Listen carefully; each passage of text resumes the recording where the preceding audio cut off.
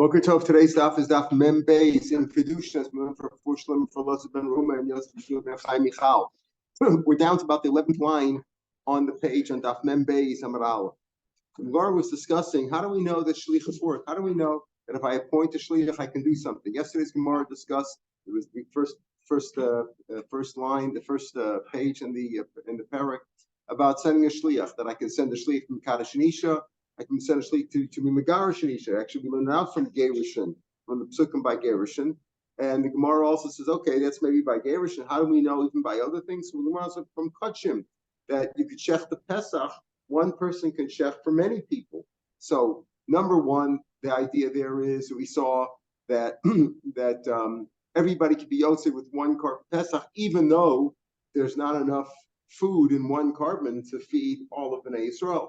That was one thing, but also that we see that one person can be a shliach for other people. You know, I don't have to shech to myself. Somebody else can be a shliach for me. The Gemara said, okay, yeah, but maybe that's different because you're a shutef. Everybody who's in the korban Pesach is part of the chabura, right? They're joined. How do I know in general that I could send somebody to do something for me and that's considered valid?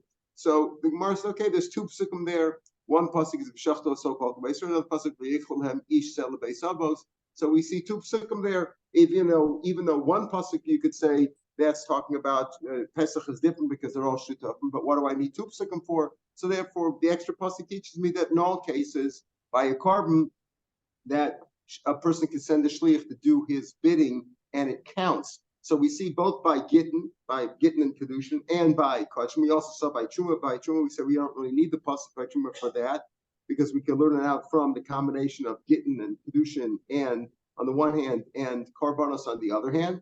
And therefore we know that you could send the shliach to do something for you, and that's valid. Says the Gemara in the 11th line, Hami boy like Rav Yitzchak. We need that pasuk you just quoted, the Yuklam Ish Selabay Savos, for a different Rosh of Rav Yitzchak. It's like Ish Zochav Lakatan Zochav, that only a man can acquire something for somebody else. Maybe it's really talking about only if it's shutah. So I said, what do I need two psukim for? One pasuk is to tell me that a katan does not have, an underage child does not have the ability to acquire something for somebody else. It says, ish a man can acquire for other people, for other family members, or for whoever. Only a man can, not a katan. Maybe I need a pasuk for that. And therefore, I don't have an extra pasuk to teach me that even where you're not a shutef in the korban, like not a korban Pesach, or some other korban, that a person can send a shliach. How do I know I can send a shliach to do something for me? So Ingmar says, "Ahumi ish lefiachlo nafka." That's this drasha that only a man can acquire, not a child. That's from ish lefiachlo. I learned from that pasuk of ish lefiachlo, not from the pasuk of yikolim ish sela by sabas and ish lefiachlo nafka.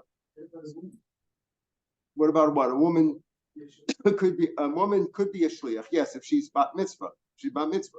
A woman could send a shliach to Makabel or get, or even Kabel or קידושין. Still, I need the pasuk of ish lefiachlo, right? Ish lefiachlo to tell me that you could shech the korban Pesach for one person. We know a korban Pesach has to be over the chabur. You can't just say, oh, you just show up on, you showed up from Miluim or wherever on Leila Seder and say, can I have a piece of the korban Pesach? You had to be a manu. You had to be a member. You had to be a member before. You had to join. You had to pay, contribute. You had to be a member. So maybe you need multiple people. You can't do it by yourself. Can you have a korban Pesach for one person? So teach me that even one person. If a man can have his own korban Pesach, I don't have to join with other people. If I want, I can have my own. So I need a pasuk for that. Kamashma, no. Savra Allah commandam ain't shachas. He holds like you can't share korban. You have to have at least two or more people to have a korban Pesach. Therefore, ish lefiachlo is not telling me that you can shech the korban Pesach for one person. Ish lefiachlo is teaching me this idea that ish zochav v'lo katan zochav, and therefore I have the pasuk of yiklam ish sel beisavos in addition to p'shachto so-called korban Yisrael to teach me that by korban Pesach you can have a shliach, even though korban Pesach is different because you're a shutef in it. Maybe that's why it's different, because even the shliach is part of the group who contributed to the korban Pesach. Since I have two psukim, it teaches me even in other cases as well. Okay, so now we're set. We know that you can make a shliach. How do I know how do I know in general? You can essentially take it as a double pashut. I can send a shliach from קידושין isha for me, right? You shouldn't do it unless you know the girl in advance, as we saw the Gemara, because that's not a good idea, right? It's not a good idea to get married to somebody if you haven't met them yet. Just meet them by mail or something. Not a good idea, because you may not like. Yeah.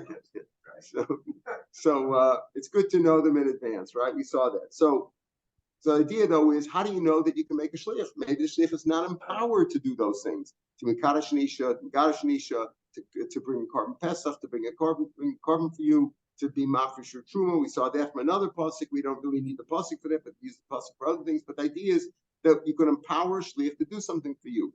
Now the Gemara goes into other side topics. Wait a minute. Before we even first we'll finish something about shliach. So we have another Gemara. Gemara tells us, how do you know that a shliach of a person is empowered to act on his behalf? One leader, this is like the president of the shevet, one person, that he will, when they portion the land of Eretz Yisrael, they did it according to the tribes, and each of the tribes send their representative, their nasi, and he did it on behalf of everybody else. That's how you know. How do you know that? How did everybody get a portion in Eretz Yisrael? Their answer is that the head of the tribe took it on behalf, and he divided up among all the people in his tribe. He did it for them. That's how you know that a shliach could do something for the people. Typically, shlichas from there. How is that shlichas? There were children in there too. There were children in the tribe who had no parents, right? Let's say they were orphans. 7-8-year-old kid. He also is entitled to a share. He can't appoint a shliach. A shliach is only a person. An adult can appoint a shliach. A child, even though we say you're empowered to appoint a shliach, and the shliach is empowered to act on your behalf, that's only if an adult did it. But how did if you're talking about shlichus when it came to apportioning the land of Eretz Yisrael, everybody got a piece of land. If it's shlichus, how did the children do it? Shliach cannot appoint a shliach. Everybody else, the adults can appoint. They say, okay, fine. The president of the tribe, the head of the tribe, the king, whatever you want to call him, he'll be he'll get it for us. But how did Shkatan do it? Elikihot, the Rav Barafuna, the Amarav, he says like the Amakilam Amarav. How do you? This is not because of shlichus. This is because when you do something which is meritorious for somebody, you could do it even without his consent. From this pasuk. In other words, this is not a case of shlichus. This is a case of one man acquiring something on somebody else's behalf. Let's say they're giving out money someplace, or they're giving out raffle tickets, they're giving out something free, and I'm not able to come. And you can go and say, I would like to have somebody giving out, I don't know, esrogim, lovin, whatever, schach, whatever they're giving out, and I can't make it, and you can get it for me. I'd like some, so you could be zochet for me, even though I don't know about it. Shalom b'fanav, I'm not here, I don't even know about it. How do we know that? Oh, that's from Nasiach and Nasi L'mach. In other words, the Nasi is acquiring it on behalf of all the people in his tribe, and he's doing that even without their consent, because it's an advantage for them. So this is not because of shlichus. Shlichus means I appoint somebody to do something for me, and he is appointed by me. He knows that. Zochelanim is even if the guy doesn't know about it, I'm doing something for his benefit. That's what this pasuk is. We say shluch shalom kamoso. It's not really shlichus over there. That's because of Zochelanim shalom b'fanav, and therefore you could write even for a child. It says betizbra zechusi. Why is it a schus? Why is it meritorious for the president of the tribe to pick out a piece of land for each and every one? He acquires it from the general, from the whole all of Eretz Yisrael, and then he acquires each piece for each individual. Why is it meritorious for him? Sometimes it's to his disadvantage. Why? There's also sometimes it's a disadvantage. Some people want up high on the mountain, some people want it low in the valley. In other words, you're asking everybody, which piece of land do you want? We got a whole tract of land over here. Which piece do you want? Everybody wants something else. One guy wants by the river, one guy wants where it's dry, one guy wants up and down. Some people want the low-lying area, not the house. So why is it an advantage? Why do you say, everybody knows, well, most people say, listen, there's $100 bills all over the street up there in Evan Shmuel, everybody would like some, who's going to refuse something like that, right? But when it comes to portioning land, I'm entitled to a share. Who says, who are you to pick out a share for me? Sometimes I can make a regard. Ella, therefore, how's that sachem? Ella could Rav Arafuna, Marav, Gidel, Marav. This is what he said. Menayim Yisomim. If orphans, Nisomi means young orphans or not of age. Shabo lachlet b'nichsevim. Let's say they come to the Rahman son, a man died and left 3 children, a 5, a 6, and a 7-year-old boys. 3 boys. Now, how do they divide that up? They don't have any das. So what do? Yisom shabo lachlet b'nichsevim. They want to split it up. They want to split up, each get their share of the land. Menayin shebezdin mamidim apotropos. Bezdin sets up a guardian for each and every one of them, one for the 5-year-old, one for the 6 and 7-year-old. L'chol v'l'schus, whether it's for their disadvantage and for advantage. That's more l'chol b'mai. Why would a guardian be set up for his disadvantage? No. El l'chol v'almanas l'schus. He meant to do it meritoriously. When each guardian was given the task, was tasked with doing the best for their what's the word for the kids they're taken care of, right? Yeah, no. I mean, what the kids call their charge. But they're charged. Good, that's a good word. They're charged, right? Good. Thank you. That each one was doing the benefit for this. Now, but it might come out bad, right? Each one thought he's doing the best thing for the 5-year-old, the 6-year-old, and 7-year-old, respectively. But it might come out bad. It may work out badly. It may work out badly. It may work out that the kid says, "Well, why did you get me this piece by the river? I want a dry land or the mountain or in the valley." So that's what you're allowed to do. How do you know? Because this in other words, it's not always a schus for him at the end of the day. But that's what Gilmarav says. That some that come to split up the share of their father's estate. Bezdin, what do? How do you split that up? The kids don't know anything. The answer is you set up an apotropos for each one of them, even though it may come out a disadvantage at the end. Their intent is to do the best for each child, but it may not work out at the end. How do you know that's okay? We saw that from the case of splitting up Eretz Yisrael, that the president of each tribe took upon himself and he divided up all of his area and gave it to each family. And if there were children, he gave it to them too, even though it may work out to be a disadvantage. But in any case, that's not shlichus because children can't make a shlichus. So our topic of shlichus doesn't work over here, but we got off on a different topic of splitting up shares. How do you do that, and what happens if it's a disadvantage? So here, this is sort of like a gufa, but it's really a different sheet. It's a different mandomer. It's not Gidon Marav. Amar Nachman Mishmol, the 2 dots about 10 lines from the bottom of the page. Amar Nachman Mishmol, Yisom Shabal Lachman B'Nesim, the same idea. Yisom came to split up their father's estate. Bezin Mamidum Apotropos. Bezin sets up an apotropos for each one. It doesn't say over here exactly that he sets an apotropos, one apotropos, right? It's really for each and every one, even though it sounds like one apotropos, it's really each one. Uborim lahem, it says plural. Uborim lahem chelik yafa, and each apotropos sets up chooses a good share for his charge. But let's say the kids grow up. Now they're 18, 19, and 20 some years later. And now they say, wait a minute, I'm not happy with what he did for me. 10, 12 years ago, when he split it up for me, he thought he was doing good. I'm not happy about that. I now want to protest, and they're allowed to. That's what the Tanakhama says. In other words, Bezin does the best they can with these guardians. But if they protest later on, they can recall the whole apportioning, like the whole the determination of who gets what, and start it over again. Rav Nachman himself says that was Rav Nachman in the name of Shmuel. Rav Nachman himself says no. They can't protest anymore. Why? What's the point of Bezdin?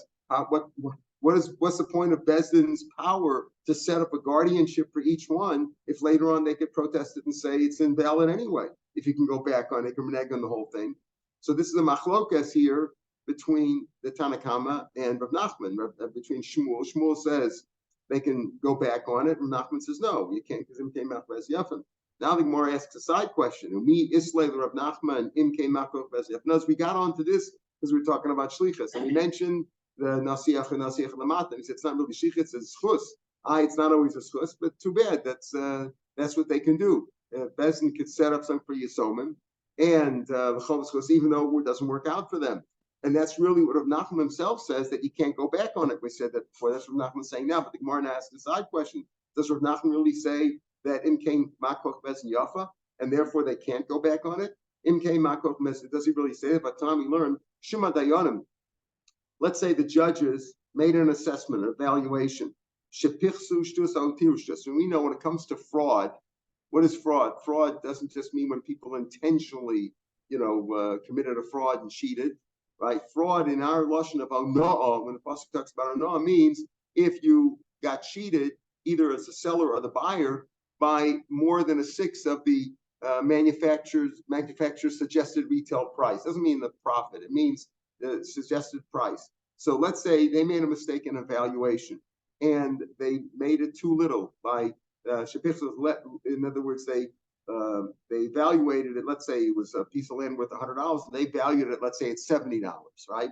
More than a sixth lower than it should have been. Oh, so they valued it at $150 more. Mechem batal, the deal is no good. So that's what the Tanakama says. The deal's no good.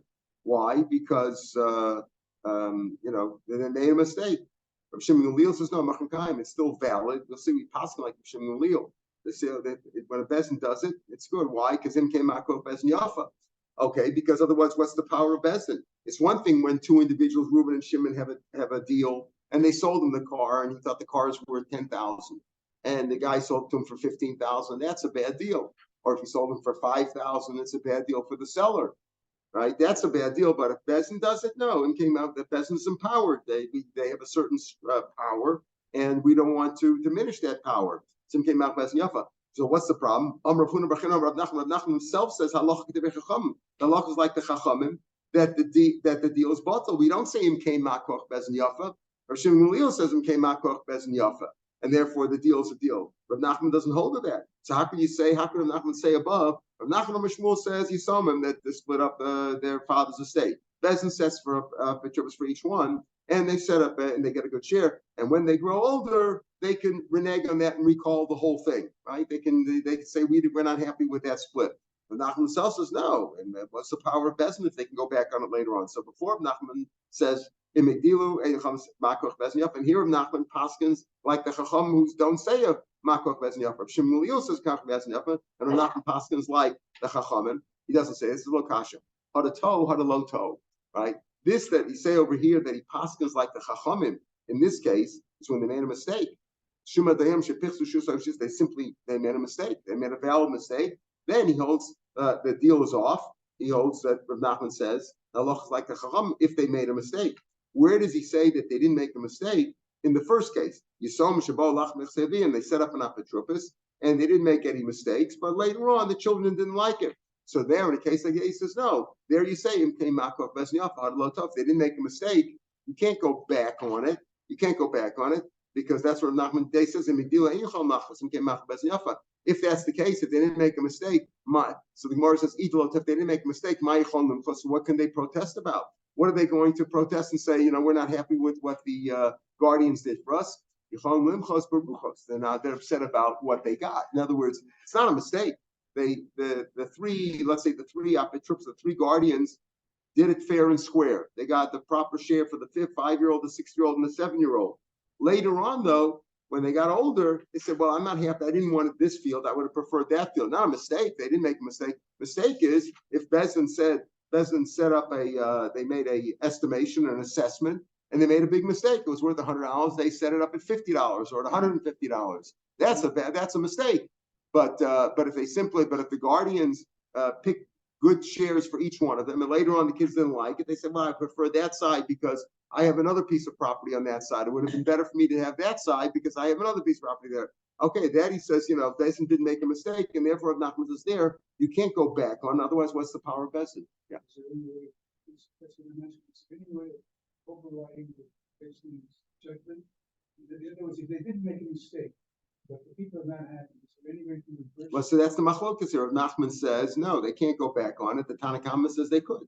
That's the machlokas whether you can go back on it or not. They didn't have appeals, courts of appeal to go up and up out. The question is if it was valid, it's valid. Same thing would be today. If you had a guardian who did something and they were empowered to do it, but if it was legal, etc., they did it. You have a guardianship, you have a child, Rahman Islam, who's an orphan, and the guardian sells the property or sells the car or whatever it is for them, and then 20 years later, the guy says, I'm not happy with the deal. But if he was, that's the call for Besson, that he set it up. He can't start changing everything around. So we're not done yet with this concept of guardians, etc. And we're getting into now if they made mistakes or not, and the concept of no. What's the general concept of no? If I make a mistake in a deal between I'm selling you my car, let's say, and it's worth 10,000. If I make a mistake, or if you make a mistake, up to a sixth of its value. Let's take a simple case. Let's say the car is worth $6,000, right? And I sell it to you for 7,000 or for 5,000. One of us got cheated by a sixth, right? One of us got cheated by a sixth. So the halacha there is that the deal's a deal, but we have to make up the other six. If I sell it to you for 5, you got to give me another 1,000. If I sell it for 7, I got to give you back. If it's less than a 6, I sold it to you for 6,500 or for 5,500. So then that. That's okay. There's a variation. It can't be exact. If it's more than a 6, I sold you a $6,000 car for 8,000. Deal's off. The whole deal is buttoned. That's the general rule by no. What about over here in the case where it's not? That's by a sale. I sold you my car. Rav Nachman on the third line now and on the base. Let's say brothers split up. Now we're not talking about Yisovim over here with guardians. Just talking about brothers. 3 brothers, Reuben, Shimon, and Levi. Their father died. And they're dividing up the estate, and they split up stuff. They're like purchasers. In other words, what happened was they said, okay, you take the car, I'll take the boat, and he'll take whatever, the trailer, whatever it was. And they figured what it was worth. Then they made a mistake. Turned out they made a mistake in the valuation. So if it's less than a sixth, the mistake was by less than a sixth of its value, and the deal's a deal. It's valid, and that's it. Whatever difference you can claim about is a small difference, then you're mochel that. Yes, Rosh Shufetz, it's more than a 6, but the deal's off. You said that the fishing boat is worth, 10,000, and it was only worth 6 or 7. Deal's off. Go back on it. Let's resplit everything. Shtus, if it's exactly a 6, if it's exactly a 6, the deal's a deal, and he gives back the difference, that extra 6 in value. All right, that's halacha about that brothers who split up an estate. There's like they're purchasing from one another. Amar Rava, Hadamar, this that you said. Rava turns to Rav Nachman and said, this that you said that if the mistake was less than a 6, the deal's a deal, and we leave it as is. Lo Amar Elo de Lo Shavi Shliach. That's only if he didn't make a shliach, meaning he did it himself. He had Reuben, Shimon, and Levi did it. Let's say though Reuben set up a shliach. Reuben says, "I'm busy. I'm going to be traveling," and he said to shliach to deal with, let's say, Shimon and Levi. Aval Shavi Shliach set up a shliach. Amr letkuna shadaticha v'lavasi. You have a famous call by a shliach. This wouldn't really hold water today in cases where you set up either a guardian or power of attorney. You have a valid power of attorney, and he can act on your behalf. You can't say I didn't mean to do it. But if in the case of a shliach, I sent the shliach to do it for me, I could say, and the shliach messed up. Right? So this is what we say. This is what we say that if it's less than a 6, if the mistake was less than a 6 from mochel, hey, that's something. If I sent the shliach, I didn't want him to make a mistake for me. I could say your shlichus was no good, and therefore it didn't count. You could do that by a shliach in the Torah. For instance, Reuben, Shimon, and Levi split up the shares, and a mistake was made on Reuben. Reuben lost out, but it was less than a 6. Normally we said less than a 6 year mochel. No, if he set up a shliach, he could say, "Listen, I only sent the shliach for my advantage, not to injure me. If it's I sent him to do something good for me, for my advantage, not to ruin something for me. He made a mistake, and therefore that's off." That's one thing that Rava said. Again, that wouldn't hold water today in our concept of setting up. I set up a lawyer, he acted as power of attorney for me. He made a mistake, a small mistake. Probably I'd have to live with it, right? Because I authorized him to act on my behalf. And this we say that if his mistake was more than a 6, the whole deal's off. If he didn't say we're splitting it up by the power of Bezdin. In other words, we're not just deciding here, sitting around a table, the 3 of us, and dividing it up. We're going to do it with a proper assessment. You have an assessor, like a court assessor, who could decide what these things are worth, right? They're not really, we have these things today, a shamai, we call it in Hebrew. But, it's really just their opinion what it's worth. I always say the market determines the price, not what the Shammai thinks it's worth. But in any case, if you had a proper assessor of a Bezdin, if they said they're going to set up a Bezdin, then the deal's a deal. The Mishnah we had in the Maral said Shuma de Am Shepech Shus Osi. It was just if it was an assessment by the judges where they made it too low or too high, Machar and Batal, the deal is off. That's what the Tanakama said, right? And Shmuel says Machar Kayim. Shmuel says the deal is a good deal. Why? Because him came Makoch Bez and Yafa. Now we said over there, Rav Nachman Paskin like the Chachamim, right? That was the kash we had. How come Rav Nachman Paskin like the Chachamim that the deal is Batal? Didn't he say Makoch Bez and Yafa? He says no, that's where they made a mistake. But in any case, so Rav Nachman Paskin like the Chachamim that the deal's off. But if Shmuel says no, even in that case, him came Makoch Bez and Yafa, even if they made a mistake. But you empowered. You said I'm going with the power of Bezin. Niflik b'shumad beitina machan kaim detan shumad dayan shepich sushul stirs just machan batom shimulio machan kaim, and we pass like shimulio. Rashi says the kaimik of shimulio, and at the end of Rashi says below sphere the Rav doesn't hold the bottom of Nachman le'aloch k'devechom. We hold like shimulio. The deal's a good deal because we came Machman as Bezin Yafa. So therefore, Rav turned to Rav Nachman and said, "This that you said that if brothers split up an estate, they are treated like purchasers, and the deals of ono apply. Less than a 6 or mochel, more than a 6, the deal's off. Exactly a 6, the deal's on, but you return the 6. That's number one. Only if you didn't use a shliach. Use the shliach, you can say I didn't appoint a shliach to hurt you. Number two, he said that only applies if they what. This we say that it's bottle if you made a mistake by more than a 6. That's only if they didn't do it with a bezdin. But if they split it up with an assessment of bezdin, deal's a good deal. Like Shmuel says machan kaim because him came makov bezdin yafa. The hard the amr going on in now this that we say that if it's exactly a 6. Right? Again, if it's less than a 6, you say it's mochel, not if it was done with the shliach. If it's more than a 6, the deal is off. That's only if it wasn't done with the bezdin. And number 3, this we say that if it's exactly a 6, the deal's on and you return the difference. Let's say you got something and said it was worth 6,000, and he charged he took it for 7,000 or for 5,000. Then the deal's on, but you return the difference. That's only by metaltalin, because by ono, the concept of fraud, it says miyad biyad. It talks lotion of hand to hand, meaning I'll turn it over a nikna biyad, or kind of miyad misechet over nikna biyad. It's only by metaltalin. Al makarka ain't no. We have a rule. There's no fraud when it comes to karka, which of course makes sense because besides the halacha, it's based on a pasuk of it. Makes sense too because it's a blind item. What is real estate worth, right? We all know real estate has no regular value to it. It's all location, time, etc. Pardon? It could be assessed. But still there's a based on halacha. You're right. It could be assessed, but there's still a halacha of eino lekakos based on a pasuk, because the concept of ono that we've just described at the 6 only applies to davar nikmi adliyan eino lekakos.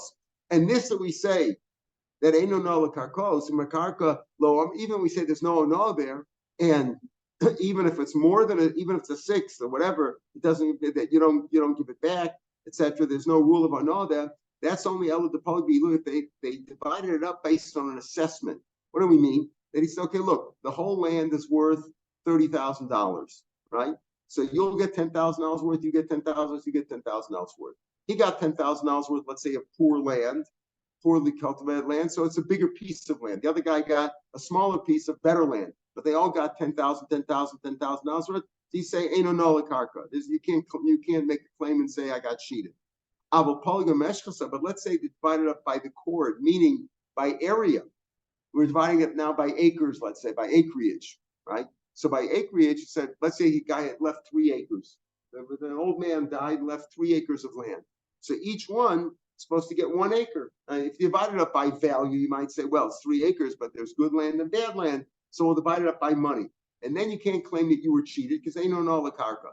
But if you said each guy's we're dividing it by acreage, you get an acre, you get an acre, you get an acre, and then it turned out that guy was short of an acre. He only got 9/10 of an acre. The other guy got 1.1 acres. That is not there he was cheated. Even on karka you say that because in other words, there he was cheated and he's entitled to get his 10th of an acre back. Like Rabbi says, anything which involves a measurement, a weight, or a count, it goes back to if I bought a dozen eggs, right? If I bought a dozen eggs and I open up the container, the carton, and there's only 11 eggs, can I say, it's less than a 1/6, right? 1/12 is less than a 1/6. I shouldn't have a claim. Of course I have a claim. I bought 12 eggs. I only got 11. That's a valid claim. So there we say, even if it's karka, that's a valid claim. Anything like that. Another thing about shlichus now. We're going back into shlichus. All these things are related to shlichus in some way, but if you send to shlich, but we got off on the topic of also splitting up on another. Another halacha that we learned. Hashalech is a bira. This is in Bava Kama. If I sent a fire, I lit a match and a torch, and I sent a kid with a fire. The kid did the das. And he burnt it down. I didn't do it. He did it. He did it. The kid went with it. I gave the kid a torch, and he burnt down somebody's field, somebody's barn. I'm putting him because I didn't do it, and I didn't send him to do it. I just sent the kid with a torch. I didn't know he was going to do that. It's my responsibility. If I set it in the hands of the calf, let's say I gave an adult. I said, "Listen, can you do? Here's a fire. They need the fire for whatever reason. Maybe set up near Shashavas for Yom Kippur, whatever. Take this fire." And I said, and Pikach, and he burnt down the field. Pikach is chayav, even though he's my shliach. I sent this guy to take the fire to someplace else, and he burnt down somebody's field. It's my shliach. He's not my shliach. He's chayav. Why? He's chayav, not me. But my name is Shulchan Kamoso. We just said on Amalaf that we learn Shulchan Kamoso. Whether you're talking about Gittin, whether you're talking about Truma, whether you're talking about Kachim, Shulchan Kamoso. If I appoint the shliach to do something, even if I told him, maybe he'll go burn down that guy's field. Not just that he was on his way to do a mitzvah. Here I'm saying, I sent him with a torch through somebody's grown a field of grain. There's almost no chance that he's not going to burn it down. Take it through this guy's yard, and of course he's going to burn it down. But he did it. He's an adult. He's an adult. He's not my shliach, even though I appointed him. Why don't you say shulchan kamoso? Shiny also ain't shliach ba'arveir. We have a call ain't shliach ba'arveir. Some will see learn out of psukim tomorrow's daf, but the basic idea is ain't shliach ba'arveir. If I send you to kill somebody, right, in common law, I'm responsible, right? I'm the head of the mafia. I send out a hitman. It's my responsibility, right? It's my conspiracy. I'm responsible. He's just the hitman. He's like he just pulled the trigger. But in halacha, the guy who pulled the trigger, he's responsible. Sure, I'm not a tzaddik either, and I could be held somewhat responsible. But who's going to be killed with capital punishment? The murderer. Ain't shich bara. Why? Because if the guy's an adult, the shlich's an adult. Why did he listen to me? He knows he's not supposed to kill. So divrei Rav, if the rabbi says one thing, rabbi here meaning the Rebbeinu Shalom, the divrei Talmud, the Talmud meaning the person who sent him, the conspirator sent him, the head of the mafia. Who do you listen to? You listen to God. You weren't supposed to give him. I tell you to burn somebody's field. I tell you to kill somebody. I tell you to rape somebody. I tell you to do something terrible. You're not supposed to listen to me. So therefore, you should have listened. You should have done it yourself. Therefore, you're responsible. You're responsible. When it comes to a shliach, yes, shliachus works. I send somebody to give a קידושין or a gittin, or to bring a carbon for me, or to split up Yerusha for me, whatever. Those things are valid unless he does something wrong. But if I send him to do an aveira, he's on his own. That's an ancient shliach bar aveira. Tanya, the Gemara says right of Tanan, shliach shelo aser shlichuso shliach mo. When it comes to mila is sacrilege. Sacrilege. What happens is I'm the gizbar of the Beis Hamikdash, and I have some holy money here. By mistake, I thought I had two different wallets. One was the holy money, one was my personal stuff. And I made a mistake, and I took the holy money, and I told somebody, do me a favor, go buy a shirt for me with that money. Now, I sent him to do that. Shliach, let's say he didn't listen to me. Instead of buying a shirt, he bought a talus. Shliach mo, he was mo, even though it was the b'shogeg. He didn't do it on purpose. He thought it was my money, but he made a mistake. And then shliach your moel, you have to make carbon, even if you did it b'shogeg. That's the halacha. You did it on purpose, you chayv misa. But if you did it b'shogeg, you have to bring a carbon, pay for it, etc. The shliach was mo because I didn't tell him to buy a talus. I told him to buy a shirt. Also shlichusa, but if he bought the shirt, I took the money by mistake. I thought it was my wallet, and it turned out it was Hekdash's wallet. And I told him to buy a shirt, and he bought a shirt for me. I'm more, even though he's my shliach. And we just said, ain't shliach bar aveira. Kiyasa shlichu. So the Baal Abayis me more, he's more. Why? My name ain't shliach bar aveira. Why should say you just said ain't shliach bar aveira? He didn't aveira, he's not my shliach. It's a shiny meila, the alpha chet mitruma. It's different meila. Why? Because you learn out the pasuk says chet by truma, and it says chet, a lashon of chet by meila. Rashi says the robe garm, himself a chatav b'shgaga because sheb'sibet truma ochel shogiv leisol of chet. So you learn from truma, just like by truma we had on yesterday's daf that You can appoint a shliach to take truma for you. You're also can appoint shliach to do meila, special halacha based on a pasuk. Even though ain't shliach of arbeir, but not when it comes to meila.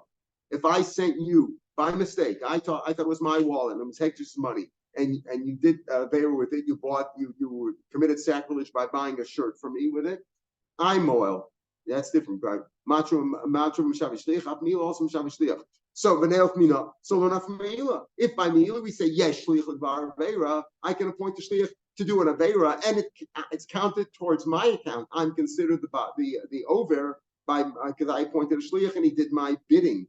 I'm responsible. So why don't you learn from the Torah? The answer is mishum dapim meila v'shlichas yad shnei ksum ban ke'echad.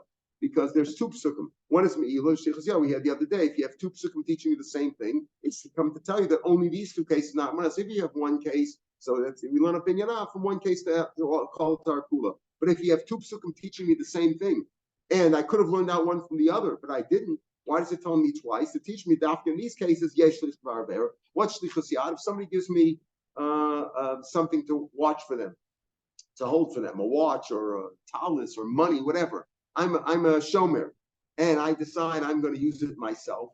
That's called misappropriation, right? I took it, I didn't steal it, but I misappropriated. It's called shlichas yad. There also, I have a point to shliach. I'm responsible. We just explained by meila. If I give a shliach some money to buy my shirt, and it turns out it's not my money, it's Hekdish's money, and he buys the shirt for me, I'm responsible. It's not, he's not moral, I'm moral. Shlichas yad mai, the Tanya, I'll call bar pesha. There it talks about called bar pesha. After it says lo sholach yad, it says I'll call bar pesha. Let's say I didn't. Let's say you gave me your watch to guard for you, and I decided that I'm going to use it myself, and then I broke it. Right? So I'm responsible. So Beishamai says, even if I didn't even pick it up yet, I just said I just told to Adam, you know what? I'm going to use that watch. I need a watch on Shabbos. I'm going to use that watch. I'm going to use that watch. I'm chayiv already if something happens to it, even though I didn't pick it up yet. Beisol says until you actually put your hand there, until you actually misapproach. Never imlo shalach yado. Amar Beishamai said Beisol, remember I'll call dvar pesha, and any word of pesha, so to speak, on anything of pesha, which means even if I just said I'm going to do it, I should be responsible. It says if he didn't send his hand, actually that's used with melech. I didn't send my hand on somebody else's work, on somebody else's item. I actually have to do it. I'll call Bar Pesha. And what does I'll call Bar Pesha teach me? So Basil said, that's only if I took it myself. How do I know? You gave me your watch to guard for you. And then I said, I said, I just said I'm going to use it. No, I didn't misappropriate. But let's say I told my shliach or my eved to misappropriate, to use it for himself. How do I know I'm chayiv there too? Tam Malomar called Bar Pesha. That's what it's teaching me from. So therefore, you see, both by shlichas yad and by meila, if I told my messenger, my shliach, to pick up this watch and take it to shul for me or do something with it, and then it broke, I'm responsible. So you have two psukim here. Let's go according to Beisil. That's a shlichas yad is even for a shliach. I'm responsible. The Beishamai says, no, I'll call Bar Pesha teaches me, not that I'm shliach. If I tell a shliach to do it, that I'm responsible. The shliach will still be responsible. I'll call Bar teaches me what? Even if I just said I'm going to do it, Machshava says I thought about it, but Rashi in Bamatzia says there that he actually told to Adam, I'm going to use that. I'm going to use the watch myself. Once you did that, according to Beishamai, you're responsible. So according to Beishamai, why don't you learn out? So according to Beishamai, there is no shlichus by shlichas yad. We don't see any pasuk that you can appoint a shlich to do it, and you're still responsible. So why don't we learn out from meila? Just like by meila we say yesh shlich l'dvar aveira. The same thing with chol tarakula. The answer is mishum davi meila tficha mechira shneksem yachad.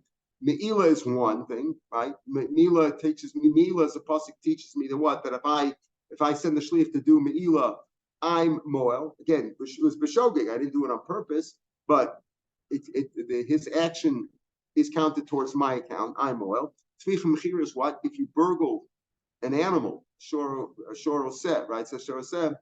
If you burgle it and then you shecht it or sell it, you have to pay 4 or 5 times. And if you just burgle it and you're caught red-handed and you didn't admit to it, you have to pay kefil, double. If you shechted it or sold it, you have to pay 4 or 5 times, depending on which animal it was.